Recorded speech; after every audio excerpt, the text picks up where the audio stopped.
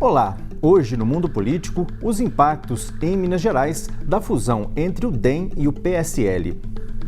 Os dois partidos se juntaram e criaram o União Brasil. A nova legenda nasce com a maior bancada da Câmara e terá as maiores fatias dos fundos eleitoral e partidário. A sigla quer ser a voz do campo da direita no Brasil e corteja nomes para ter bom desempenho nas urnas no ano que vem. Quais os objetivos da nova legenda em Minas? E quais os bastidores dessa fusão? Sobre esse assunto, eu converso com o deputado federal, delegado Marcelo Freitas, presidente do PSL em Minas Gerais. Deputado, muito obrigado pela presença aqui conosco, obrigado por ter aceito o nosso convite ao Mundo Político.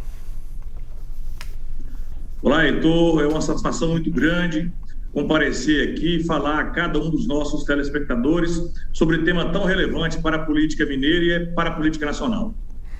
Deputado, nós já temos aí uma semana, desde a confirmação dessa fusão entre o PSL e o DEM, formando essa legenda, União Brasil. Mas eu gostaria de ouvir do senhor, neste momento, uma análise sobre as principais motivações dessa fusão.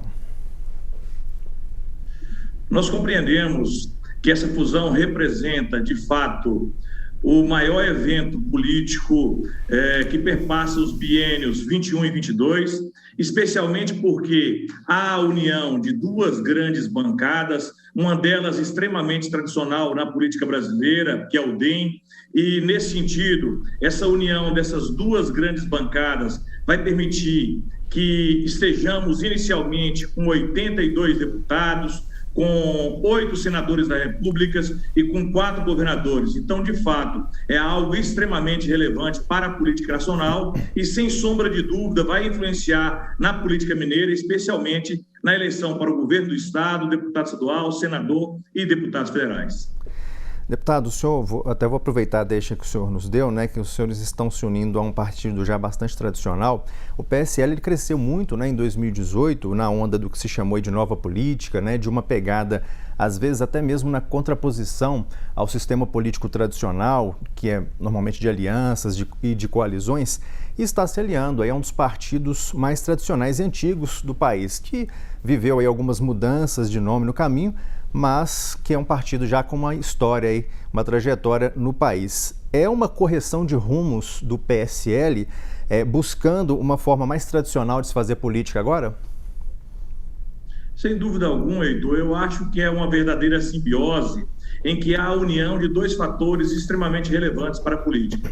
O primeiro é que o próprio DEM se encontrava num processo de sufocamento de suas bases originárias. E o PSL, com um grupo de jovens que ingressaram na política, vem com um novo ideal. E essa junção de fatores entre aquilo que já se encontrava há um bom tempo na política e tem uma experiência muito grande com esse grupo jovem na política, vai permitir que essa simbiose, de fato, propicie novos elementos, especialmente para a política nacional. Então, nós interpretamos essa fusão como algo extremamente positivo, seja sob o aspecto da diminuição de partidos do Brasil, e você vai observar que na sequência dessa fusão entre o PSL e o DEM ocorrerão outras fusões ou até mesmo federações, e é uma tendência da diminuição dos partidos. Então o PSL e o DEM abre esse espaço partidário e também certamente contribuirá e muito para o debate nacional e para o debate no estado de Minas Gerais. Deputado, o PSL ele saiu de um deputado federal antes de 2018 para formar uma bancada de 52 deputados em 2018, na esteira da eleição do presidente Jair Bolsonaro. Contudo, a gente acompanhou que muita coisa aconteceu de lá para cá, incluindo o racha entre o Bolsonaro e o PSL, que culminou inclusive na saída do presidente Jair Bolsonaro do partido.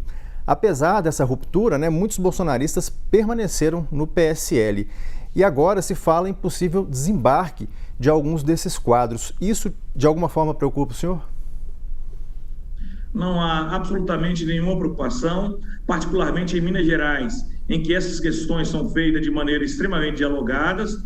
E é natural, e é preciso que o nosso telespectador compreenda que, havendo a fusão partidária, abre-se uma janela. Nós compreendemos que grande parte dos integrantes do PSL não sairão nessa janela decorrente da fusão, mas aqueles que pretenderem sair, somente sairão na janela partidária que se abrirá no dia 2 de março, fechando no dia 2 de abril. Então, é algo absolutamente natural. Aqueles que pretenderem ingressar em um novo partido assim o farão, compreendo como algo extremamente legítimo, mas nesse momento o interesse da bancada federal mineira integrante do PSL é continuar nesse partido, o que deve acontecer no que se refere à eventual saída somente com a janela partidária que deve ocorrer a partir do dia 2 de março do ano 2022. Deputado, ao mesmo tempo que vemos lideranças do novo partido refutando a pecha de serem base do governo Bolsonaro, e a gente teve aí a CM Neto manifestando enfaticamente isso, no que diz respeito às votações no Congresso até aqui, o que vemos é DEM e PSL amplamente governistas. O União Brasil vai, de fato, trabalhar na construção de um projeto nacional próprio? Vai ter uma postura mais independente no Legislativo? Nós observamos que as pautas apresentadas pelo governo federal no Congresso Nacional são pautas extremamente positivas. Eu, particularmente, tenho 99% de votação com as pautas do governo na Câmara dos Deputados. E assim o é a imensa maioria dos deputados que hoje compõem a União Brasil, decorrente da fusão entre o PSL e o DEM. Acredito que isso deve continuar acontecendo, até mesmo porque o presidente da Câmara dos Deputados, o deputado Arthur Lira, mantém uma ascendência enorme sobre a base de deputados que compõem a Câmara. Nós compreendemos que isso é natural, que deva ocorrer, não nos prejudica absolutamente nada nesse sentido. Acredito que o União Brasil, ele pretende ter um projeto próprio de candidatura a presidente da República nas eleições de 2022, mas isso não é algo concreto, isso depende de uma postura a ser feita. Nós temos nomes excepcionais e gostaria de citar aqui o nome do senador Rodrigo Pacheco, que é uma pessoa por quem nutrimos uma admiração excepcional, e é preciso sim testar novos nomes, e se isso for viável, o União Brasil certamente irá lançar esse nome no ano de 2022. Bom, o senhor falou sobre o Rodrigo Pacheco, deputado, o cenário de Minas, né? Então, como é que estão sendo as articulações aqui no estado? A gente está vendo se falar dessa possibilidade, né, do Rodrigo Pacheco, inclusive presidir a legenda aqui no âmbito estadual. O que há de concreto disso e qual que seria o papel de Rodrigo Pacheco também, que também é cortejado, né, pelo PSD de Antônio Anastasia, ao que se fala, né, até mesmo para liderar o PSD na disputa ao Planalto. Como é que vocês têm acompanhado essa situação do Rodrigo Pacheco? O nosso diálogo com o presidente do Senado, com o senador Rodrigo Pacheco, é absolutamente transparente. O Rodrigo Pacheco é um amigo pessoal.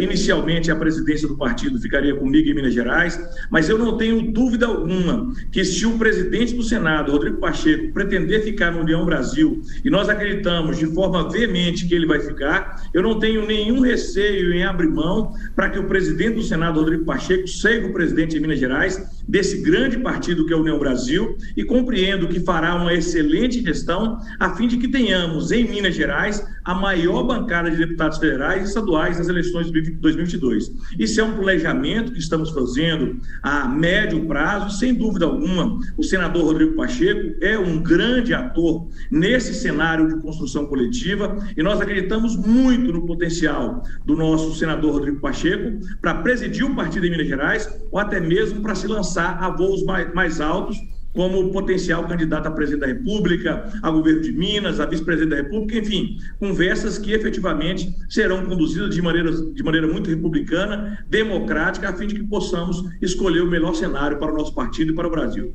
Pois é, deputado, as conversas acontecem inclusive, né, com outras legendas, e caso imaginemos que o Rodrigo Pacheco decida migrar para o PSD, que impacto que poderia ter essa saída para a União Brasil? Os senhores teriam outro nome à altura? Afinal, Rodrigo Pacheco ocupa hoje, né, um dos principais cargos da República, que é a presidência do Senado, né?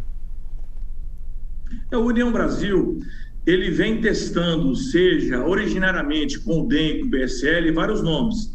E eu compreendo isso com absoluta naturalidade. Isso não quer dizer que esses nomes serão emplacados ao final, mas é preciso que se coloque à apreciação da sociedade brasileira nomes potenciais que podem, de fato, representar uma terceira via nas eleições nacionais do ano vindouro. Eu citaria aqui, inicialmente, o próprio nome além do Rodrigo Pacheco, do ex-ministro da Saúde, do Mandetta, citaria aqui o nome do apresentador José Luiz da Atena, citaria também o nome do meu amigo, do Sérgio Moro, que também pode se apresentar como potencial candidato nas eleições de 2022, sem prejuízo, obviamente, de que adiante haja uma união entre o União Brasil, por exemplo, com o próprio PP, partido do qual o presidente pretende se filiar nesse momento. Então, tudo é possível nesse cenário político que ainda está em construção e nós acreditamos que muita água ainda vai rolar debaixo dessa ponte. Pois é, o senhor mencionou o nome de José Luiz da Atena, né, do apresentador aí da TV Bandeirantes. Ele, inclusive, nessa semana, né, ele anunciou que sairia da TV Bandeirantes para disputar a presidência da República. Como é que o senhor interpretou esse sinal aí? Seria ele tentando se cacifar aí essa indicação do partido para disputar a presidência? Eu compreendo que é absolutamente natural que os nomes inicialmente postos como pré-candidatos, e nós temos que deixar claro àqueles que nos assistem nesse momento que pré-candidatos existem e muitos, mas que os candidatos somente são definidos em convenção, e essa ideia de se lançar como pré-candidato é algo extremamente positivo, até mesmo porque é exatamente esse lançamento que fará com que o nome apareça nas pesquisas eleitorais que são feitas diuturnamente por vários institutos de pesquisas. Então, colocar o seu nome à disposição do eleitor e aparecer em pesquisas pontuando é algo extremamente relevante para que os grandes partidos, e o União Brasil é um desses grandes partidos, certamente mantenha o interesse em testar e em tentar lançar um eventual nome à presidência da República. Eu compreendo claramente que o União Brasil 44 é um grande partido, tem potencial para ter o próximo presidente da República, seja ele o atual presidente Bolsonaro, sejam os novos nomes que estamos tentando lançar a apreciação da população para que, de fato, tenhamos ou não uma terceira via no ano de 2022. Deputado, então voltando aqui para o cenário, continuando aqui no cenário de Minas, na verdade, né, na disputa aqui pelo governo, muito se tem falado sobre um possível embate aí entre Romeu Zema e Alexandre Calil.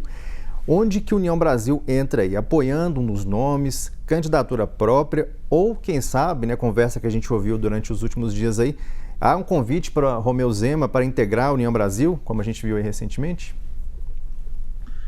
Os diálogos estão sendo feitos de maneira bem gradual, bem contínua. Nós compreendemos que há uma possibilidade das eleições presidenciais passarem diretamente pelo estado de Minas Gerais, e vários dos pré-candidatos às eleições presidenciais do ano que vem já manifestaram isso. Então, por esse motivo, em Minas Gerais, o União Brasil tem tido uma cautela enorme de buscar dialogar sem fechar alianças que possam comprometer o cenário nacional. Então, é imprescindível que a gente compreenda que Minas Gerais é um celeiro da política nacional e nós acreditamos de forma contundente que as eleições presidenciais do ano que vem passam por Minas Gerais e, por esse motivo, qualquer fechamento do União Brasil certamente estará atrelado a essa possibilidade de se passar as eleições nacionais e estaduais pelo nosso partido a partir desse estado de Minas Gerais. Mas há esse convite a Romeu Zema? Há esse diálogo com o governador Romeu Zema, sem dúvida alguma, esse diálogo está sendo feito. Nós compreendemos que alguns interlocutores dificultam sobremaneira nesse diálogo, mas é imprescindível que o governador compreenda a grandeza dos partidos, especialmente nas eleições vindouras, e esse diálogo vai se fortalecer no decorrer da caminhada até meados de abril, até mesmo até agosto do ano que vem, em que se fecham as convenções partidárias, e certamente nós temos interesse no governador Romeu Zema, no quadro partidário do União Brasil. É um nome excepcional, tem feito um trabalho muito positivo no estado de Minas Gerais, mas é preciso que o diálogo partidário flua bem para que todos os lados saiam ganhando e, acima de tudo, a sociedade mineira também tenha o seu resultado positivo nas eleições do ano que vem. O senhor mencionou que alguns interlocutores dificultam esse arranjo com Romeu Zema, deputado. Quais seriam eles? Sem dúvida alguma, nós observamos alguns interlocutores no entorno do governador Romeu Zema que não compreendem muito bem o que representa a política partidária no universo nacional. Só poderia citar exemplos? O Romeu Zema veio de uma visão empresarial, cercou-se de pessoas, algumas delas ainda vinculadas ao Partido Novo, e aqui com todo respeito e deferência ao Novo, mas eles não compreendem a importância do diálogo partidário. Esse diálogo partidário é relevantíssimo, e sem esse diálogo partidário não existem candidaturas viáveis, sejam em âmbito nacional, seja em âmbito dos estados. Então nós compreendemos que alguns integrantes, especialmente do núcleo duro do Partido Novo, precisam compreender isso, dar melhor a política partidária brasileira e entender a relevância de se fazer uniões partidárias que permitam que os nomes apresentados à apreciação do eleitor, os nomes colocados à apreciação do eleitor tenham tempo de rádio, tenham tempo de TV, tenham condição de se expor de maneira clara à população mineira, por exemplo, para que o eleitor possa escolher da melhor maneira possível. Nós acreditamos claramente que o cenário de 2018 não se repetirá, seja na eleição do Estado de Minas Gerais, seja na eleição nacional. Nós acreditamos que o eleitor vai votar naqueles que realmente tiverem uma experiência já clara, consolidada e que puderem demonstrar que vão conduzir bem os rumos do governo de Minas Gerais ou os rumos de nosso país. Está faltando aí ao Partido Novo um pouco de jogo de cintura nesse cenário político-partidário nacional e também aqui em Minas Gerais? Indiscutivelmente falta sim. Eu compreendo que é um partido com bases ideológicas muito fortes, com quadros extremamente preparados, mas no que se refere ao diálogo partidário é preciso se desarmar um pouco, e o próprio governador precisa compreender que ele ocupa uma função de agente político, e como agente político ele deve dialogar com todas as tendências partidárias possíveis, fazendo a melhor escolha partidária que vai fazer com que o governo dele tenha base na Assembleia Legislativa, tenha base para poder de fato disputar uma eleição com tranquilidade, e é isso que a gente espera que aconteça, que haja um amadurecimento de alguns interlocutores que estão no entorno do governador, e se conversarmos com os atores dos grandes partidos, todos pensam basicamente dessa mesma maneira, é preciso evoluir um pouco mais e compreender que existem na política brasileira nomes que de fato não causam ojeriza, especialmente ao empresariado, e o governador precisa compreender isso, e alguns de seus interlocutores também precisam compreender, e fique claramente esse aviso de público que já foi feito a eles em reunião presencial, em que tivemos a oportunidade de ressaltar essa preocupação.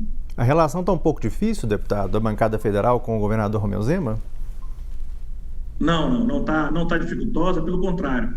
O governador Romeu Zema é uma pessoa extremamente simpática, é uma pessoa extremamente afetuosa. Sobre esse aspecto, a gente não consegue compreender dificuldades nesse sentido. Ele tem buscado interlocução com a bancada, mas no que se refere ao diálogo partidário, especificamente o diálogo partidário, e aqui é importante esclarecer, sem partido político não há democracia que sobrevive em nosso país. Esse diálogo partidário tem tido, sim, uma dificuldade, e isso é visível até mesmo para se observar os interlocutores que estão no entorno do governador, tentando fazer esse diálogo partidário, fazer com que as coisas andem e se encaixem a um caminho melhor, a um caminho mais positivo para as eleições do ano que vem.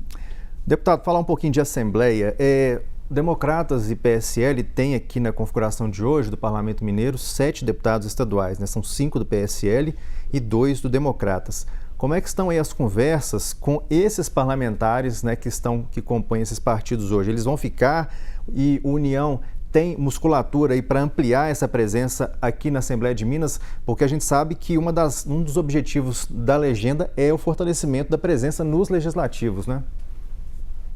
Sem dúvida alguma, Heitor, a sua pergunta é excepcional, e o objetivo central dessa fusão foi criar musculatura para que os candidatos possam se apresentar da melhor maneira possível no ano de 2022. E nós acreditamos que essa fusão vai permitir tanto aqueles pretendentes a uma vaga na Assembleia Legislativa de Minas Gerais, quanto aqueles pretendentes a uma vaga na Câmara Federal, tenham total estrutura para colocar seu nome à apreciação do eleitor, serem vistos e tenham condições de estruturar suas campanhas, levando o seu nome à apreciação do cidadão. Então, nós acreditamos que há musculatura suficiente para que essa bancada, seja na esfera estadual, seja na esfera federal, seja efetivamente ampliada. Por quê? Porque um aspecto interessante, é importante ressaltar aqui, nós aprovamos uma cláusula de desempenho. Então, o partido que quer concorrer à sobra partidária, ele precisa fazer no mínimo 80% de um quociente eleitoral. Além disso, aquele candidato daquela agremiação partidária pequena que fizer 80%, 81%, ele precisa ter 20% dos votos do quociente eleitoral. Então ficou extremamente difícil para que amadores, para que políticos que não têm essa visão partidária consigam crescer nas eleições do ano que vem. Então, certamente sobrarão cadeiras de partidos menores, daquelas pessoas que eram eleitas pela sobra partidária, e essas cadeiras irão para os partidos maiores. Por esse motivo, nós compreendemos que a União Brasil tem musculatura suficiente para poder crescer nas eleições de 2022, e isso certamente se refletirá nas urnas. Os deputados aqui, o Coronel Henrique, Coronel Sandro, delegada Sheila, delegado Eli Grillo e professor Irineu, os 5 aqui do PSL ficam no União Brasil? O senhor já tem essa sinalização? Nós já conversamos com todos eles, há um interesse enorme deles ficarem. Evidentemente, é preciso deixar claro, Heitor, os deputados e os pretendentes a cadeiras na Assembleia Legislativa ou na Câmara Federal, eles fazem o estudo das nominatas. Nós temos hoje uma nominata que perpassa, no que se refere à nominata da Assembleia Legislativa de Minas Gerais, mais de 78 nomes, e na Câmara Federal, mais de 54 nomes. É preciso que o nosso ouvinte, o nosso telespectador compreenda que nós também diminuímos o número de candidatos por partidos. Agora corresponde a 100% mais um. Então, para a Assembleia Legislativa de Minas Gerais, o partido só pode lançar 78 candidatos. Para a Câmara dos Deputados, somente 54 candidatos. Então, haverá certamente um enxugamento do número de candidatos e mais pessoas com potencial eleitoral maior poderão escolher os maiores partidos para poder somar naquele bolo todo, fazendo um grande quociente eleitoral e elegendo, portanto, mais cadeiras. E essa é a nossa grande expectativa para o ano vindouro. Deputado Marcelo Freitas, antes da gente encerrar, vamos falar um pouquinho sobre os trabalhos da Câmara. O senhor é o relator, do projeto que prorroga a desoneração da folha de pagamentos até 2026 para os 17 setores da economia que mais empregam no país. A medida ela vence no fim deste ano. E como é que estão aí as articulações para a votação dessa matéria? O presidente da Câmara, Arthur Lira, ele manifestou, inclusive agora essa semana, a preocupação de que faltaria espaço no orçamento para essa redução de impostos. E já vimos aí o senhor se queixando um pouco da falta de apoio do governo federal a essa medida. Como é que está essa situação desse projeto? Nós dialogamos bastante essa semana, eu com a presidente da CCJ, a minha amiga Bia Kicis, eu com o presidente da Câmara, com o deputado Arthur Lira, e nós compreendemos que há um parecer da Secretaria-Geral da Mesa que deixa claro um aspecto extremamente positivo, no sentido de que a prorrogação da desoneração da folha de pagamento não enseja em descumprimento do teto de gastos públicos. Isso já nos dá uma tranquilidade enorme, para o presidente da Câmara, no sentido de que, se prorrogarmos a desoneração desses 17 setores, não haverá prejuízo no que se refere ao teto de gastos públicos. Ponto 1. Nós estamos buscando agora um amplo acordo que encontre espaço orçamentário para que a gente possa incluir outros setores na desoneração. Nós compreendemos, Heitor, que a desoneração é uma das saídas para que, ao lado da reforma tributária, a gente consiga, de fato, encontrar mecanismos para empregar mais pessoas e, por consequência, gerar renda à população brasileira. Nós sabemos que os 17 setores inicialmente contemplados com a desoneração empregam aproximadamente 6 milhões de pessoas e que, sem a prorrogação da desoneração, nós teremos aproximadamente 3 milhões de desempregados a mais no Brasil. Essa matéria é extremamente relevante, nós estamos apenas fazendo os ajustes orçamentários e os diálogos estão sendo feitos para que essa matéria seja de fato aprovada e tenhamos, no mínimo, a prorrogação desses 17 setores até o ano 2026. Deputado Marcelo Freitas, nós agradecemos mais uma vez a sua presença aqui conosco no Mundo Político. Obrigado por ter aceitado o nosso convite e até uma próxima oportunidade. Muito obrigado, Heitor, sempre à disposição de você. Falamos então, eu conversei com o deputado federal delegado Marcelo Freitas. O nosso assunto foi a fusão do PSL com o DEM para o surgimento de um novo partido, o União Brasil. Falamos dos planos para essa nova legenda em Minas e também sobre a pauta da Câmara dos Deputados, governo Bolsonaro e eleições. A gente fica por aqui, muito obrigado pela sua companhia e até o próximo programa.